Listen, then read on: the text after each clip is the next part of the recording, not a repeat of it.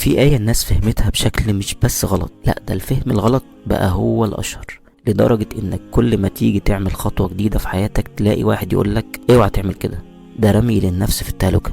تسافر مثلا يقولك تهلكة، تبدأ مشروع تهلكة، تسيب منطقة الراحة برضو تهلكة، مع ان التهلكة الحقيقية هي انك تفضل واقف مكانك.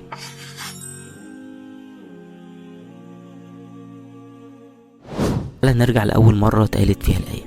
الصحابة بعد ما فتحوا بلاد كتير بالجهاد حصل ان بعضهم قال طب خلاص نرجع بقى نركز على اهلنا وعيالنا ونريح شوية. ما كانوش بيهربوا من الجهاد ولا حاجة، لكن كان في نوع من الركون للراحة، فربنا نزل الآية دي وقال لهم ولا تلقوا بأيديكم إلى التهلكة. التفسير الأصلي بيقول ان التهلكة مش انك تخوض الخطر، التهلكة انك تسيب الواجب اللي عليك. تخيل انك تهرب من دورك، من رسالتك، من الطريق اللي المفروض تمشيه.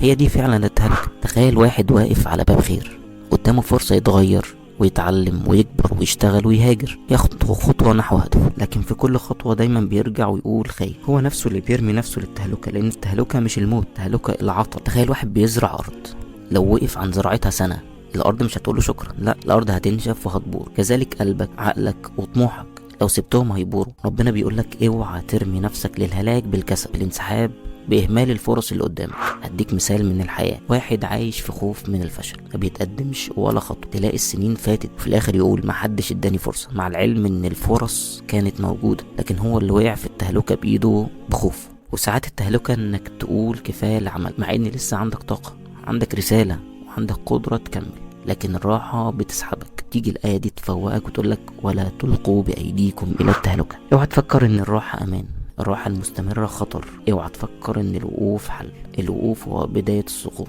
ربنا هنا مش بيقولك اوعى تجازف، ربنا بيقولك جازف بس في طريق الخير، خد خطوة حتى لو خايف، اعمل اللي عليك وسيب التوفيق على الله. وبكده نكون خلصنا حلقتنا. قول لنا في الكومنتات رأيك في الحلقة بشكل عام، ولو حابب نحضر لفكرة او آية معينة ياريت برضو تقول لنا في الكومنتات. ولو شايف ان محتوانا مفيد وحابب تشوفنا تاني اعمل اشتراك ومتابعة، وما تنساش اللايك والشير، ونشوفكم بإذن الله على خير.